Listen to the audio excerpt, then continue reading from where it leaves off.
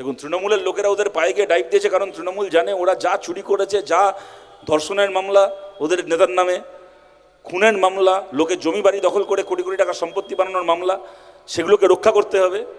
আর এই সমস্ত মামলায় জেলে যাওয়ার হাত থেকে বাঁচতে হবে। তাই বিজেপির পায়ে গিয়ে ওরা ডাইভ দিয়েছে। আমরা বামপন্থীরা বলছি, আমাদের এই খুনের দায়ে, ধর্ষণের দায়ে, চুরির দায়ে, লোকের জমি বাড়ি দখল করার দায়ে আমাদের জেলে যাওয়ার ভয় নেই। কিন্তু তার মানে এই নয় যে আমরা জেলে যেতে পারি না। জেল আজ বাদে কাল আমাদেরও হতে পারে, কালকেই হতে পারে। আজকে এখানে দাঁড়িয়ে কথা বলছি, হয়তো কালকে জেলে থাকবো, আমরা জানি হতে পারে। এই চুরির ছেঁচড়ামির কেসে জেল হবে না, কিন্তু লড়াই করতে গিয়ে, রাস্তা অবরোধ করতে গিয়ে, প্রতিবাদ করতে গিয়ে জেল হতে পারে। এইটুকু আপনাদেরকে বলছি।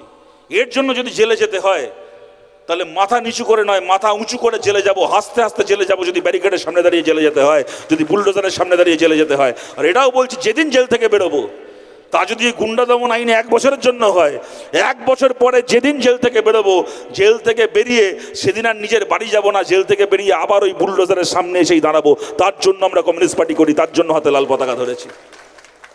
ওই সমস্ত আইন দেখিয়ে আমাদেরকে ভয় দেখানো যাবে না। আমাদের লড়াই হিরাম চলছে, আমাদের লড়াই চলবে। আরও বেশি মানুষকে নিয়ে, আরও বড় আকারে আমাদেরকে লড়াই করতে হবে।